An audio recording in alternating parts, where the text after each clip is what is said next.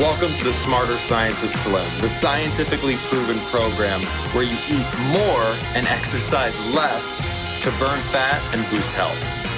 Eat smarter, exercise smarter, live better. I am so ready for that.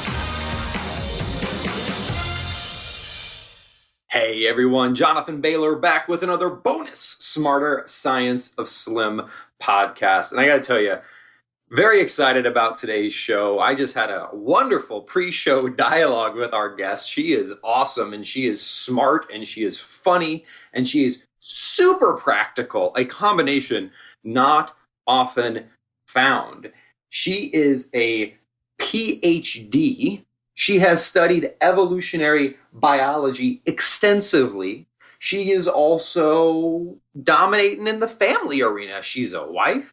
She's a mother of two, and she is figuring out how to make healthy again for the entire family and in line with proven science. So you know I'm a fan of today's guest, Lisa Cain, PhD, the founder, owner, and proprietor of snackgirl.com. Lisa, welcome to the show.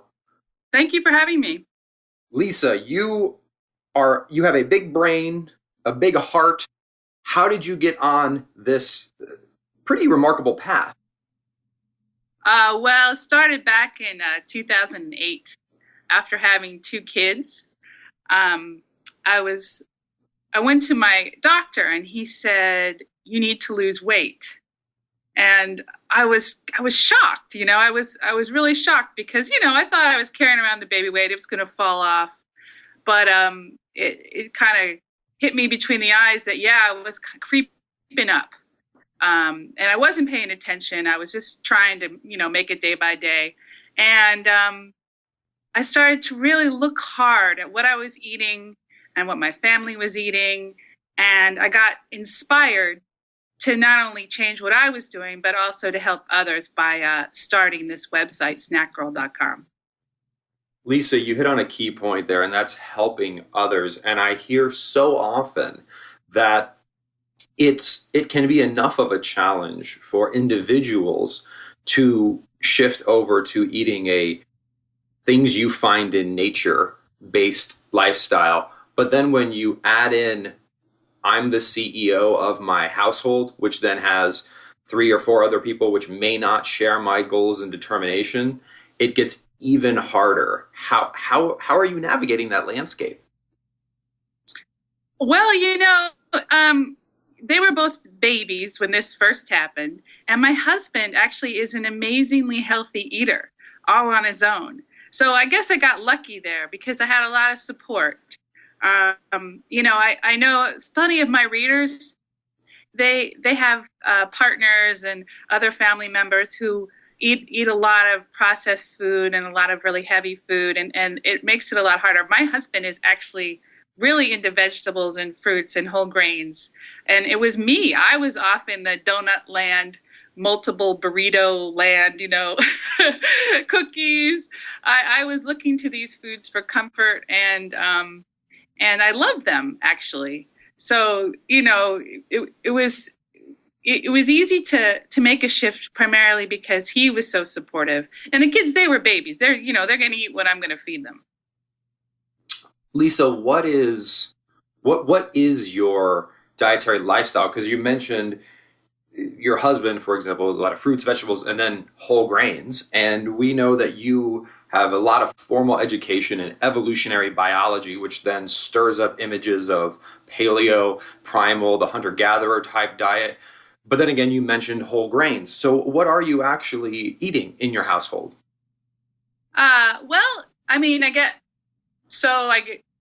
just, you mean on a daily basis? I mean, well, what's your general, are you part of the paleo community? Are you the Liz Cain community? Are you the, what are you following? No, you know what?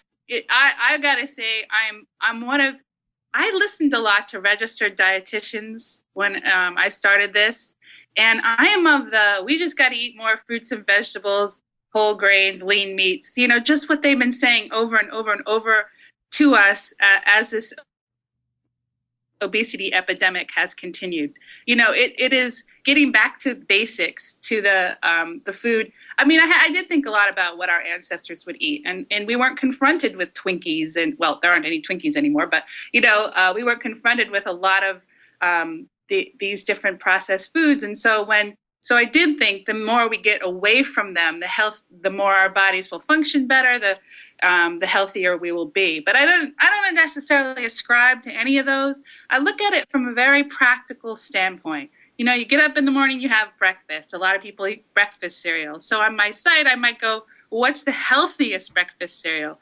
Trying to take people from one small step. If they're eating Frosted Flakes, then maybe they should be eating Cheerios. At least that's less sugar and it's whole grain. Do you see what I'm saying? Absolutely. So you're going for progress rather than perfection. Yeah, because I find that perfection overwhelms people and overwhelms me. Because as you pointed out, CEO of my family, I mean, at that point, I was a stay-at-home mom. I was in charge of all of the shopping and most of the cooking. So, that, and 2 little kids, a baby and a 2-year-old, that is an enormous amount of work. So, I'm just trying, a lot of times I'm just trying to get through the day. Absolutely. And it sounds like the overarching premise, correct me if I'm wrong here, is that the closer it is to the thing found in nature, so the fewer steps it is from something you could go out and just eat, barring chopping or cooking or heating or something like that. That's your rule. Just keep it as close to things in nature as possible. Is that on? Yeah, whenever possible. Right. I would say that's. And then when not possible, it's just about if you have processed nonsense A and processed nonsense B, and processed nonsense B only has 5 ingredients and half as much sugar, where the other one has twice as much sugar and 25 ingredients, go with the shorter ingredients list and less sugar. Yeah, and I'm finding, the years I've done this, so I've started in 2009 and 2013, that more and more product companies are coming up with stuff that's, usable. Even in like something as basic as flour. Now there's this white whole wheat flour, this King Arthur flour, which is really lighter and fluffier, but still whole grain. You can find, that is, even though you might think, well, that's not it is a processed ingredient, right? It's milled, wheat. And so, even in that case, there's a better one than there was before. That's the kind of thing that I look at a lot. I try to find the things that are as close to whole as possible. Lisa, are you encouraged? Do you think that in the future we will continue to see that because we are seeing more of a mainstream push towards things found in nature? Are you a believer in maybe processed foods 2.0? I kind of am, and I kind of am not. I don't know what you think. It's shocking to me sometimes what I see, especially restaurants put out, fast food restaurants. I think, my God, when are we going to get something closer to nature? You guys, I know you're cooking for huge amounts of people, but there's got to be a better way. And then every once in a while, I see something that gives me hope, and especially with the popularity of both Whole Foods and Trader Joe's. I know Whole Foods is very expensive. A lot of people can't shop there, but there's a lot of good stuff there. And Trader Joe's is affordable, and there's also a lot of good stuff in there. So I think, I think they're listening to us somewhat. I don't know. What do you think? Well, I'm fascinated by you, and I'm fascinated by your approach, Lisa, because I think you represent a wonderful sweet spot in the industry, which is there's a lot of people, maybe like me, who like to geek out on nutrition, and it's like it's more of a hobby. Like there's some people that exercise as a hobby, they enjoy it, and those people are like, everyone else should love exercising 6 days a week like me. When the reality is, just like not everyone likes crocheting, not everyone likes exercising. So they're not going to do it as much as someone who digs it. And then with nutrition, it's the same thing. I think there's a lot of nutrition enthusiasts. And then there's the other 99% of the population who is just like, I don't want to die, and I'd rather not be sick, and I would rather not be overweight. However, I need to live my life, and basically everything else is a priority to me. Like, I want to be healthy, but I want to be healthy as a means to an end, not an end in and of itself. And it seems like that's what you're targeting, is just saying, we're not trying to be a fitness model here. We're not trying to be an Olympic athlete, but we are trying to not be diabetic at 31. Yeah, exactly. That's right. So, Lisa, what have you found to be some of the most effective? I mean, you're snackgirl.com. You've got 100 healthy snack ideas. You're all about the quick and dirty and healthy. What are some of the most effective snack ideas you've seen or your audience has most appreciated? Well, they love this popcorn that you can microwave in a bag. I mean, just to like a paper bag, you throw it in there. You don't actually need to buy those pre-packaged popcorns. Turns out you can just put it in a bag and it'll pop and be great. That was really a big hit early on. They love, I mean, it's funny because a lot of the snacks that I would eat, like, they're just boring, but they like to be reminded, like apples and peanut butter. It's something you might eat as a kid, but you might not remember as an adult. Greek yogurt and walnuts. People just love that, because they love Greek yogurt because it's high in protein, and then you add a little crunch to it. Your celery and whipped cream cheese, all of these kinds of things where you're mixing fruit or vegetable for most of it and adding a little protein to kind of, get the satiety, I think the word is, to fill you up. Those are the kinds of things. Now, the thing is that because I'm Snack Girl, I get more involved. So I made once in snacks than most people. So, for example, I made this brownie ball with dates and cocoa powder and some almonds, and I kind of blended it. And that was huge. People just thought that was great because it actually tastes like a brownie, but it's kind of a vegan take on a brownie. Didn't use any butter and sugar. It's really 3 ingredients. Those are just some examples. I'm trying to think. There's so many. I mean, because, I do 2 recipes a week. So there's all sorts of things that I've come up with that have helped people. But actually, you know what? One of the top recipes was this roasted broccoli where I used just a teaspoon of sugar. And it took that bitter taste that people don't like in broccoli kind of out, and it made it kind of caramelize. And, for a pound of broccoli to use a teaspoon of sugar, it's nothing. But it just did that. It made it more palatable for a lot of people. And I've gotten a lot of great feedback on that one. That's brilliant. I really like that. There's a lot of substances that are traditionally frowned upon, like a sugar or even maybe like cheeses or even oils, where I'm always shocked at how if you just use just a little bit of them, once you get off the addiction to processed garbage, which desensitizes your brain and taste buds and yada, yada, yada. Like, once you're actually able to taste food, it's amazing how much taste mileage you can get out of so little of these substances. No, it's true. I mean, 1 tablespoon of olive oil I found for like 1.5 pounds of asparagus is enough. And I don't know, when you're roasted. I didn't believe that either. I thought, I'll see, and then it tasted really good. Lisa, the other thing that I really am encouraged by your message, and I'm curious to see what your experience has been with your readers, is, again, you illustrate how if one's goal is to have 6-pack abs and be an elite CrossFit athlete, right? Like, that's not your audience, and that's not what you're going after, and that's going to require a bit more effort than if your goal is to achieve, let's call it nutritional serenity, where you're not really thinking about it. You're thinking about your family, you're thinking about your job, you're thinking about other stuff, and your body just takes care of itself. Like, if we just eat food, like, that's what you're talking about. There's a diversity of food. You're using things that some of these other groups may not leverage, but that's pretty daggone close to something you would find in nature. You can still transform your health because the average American is so far away from just eating food. What do you think? That's exactly what I'm trying to say. I like, what do you call that? Nutritional serenity. I speak a lot in examples. That's what works works for my group, and it probably works for me. I just think very literally. Like you walk into a convenience store, which I did this morning, and there's a sign for, I don't know, a personal pan pizza. And I'm thinking, I'm going to buy a pizza from a convenience store? No, I'm not going to. I mean, come on, this is ridiculous.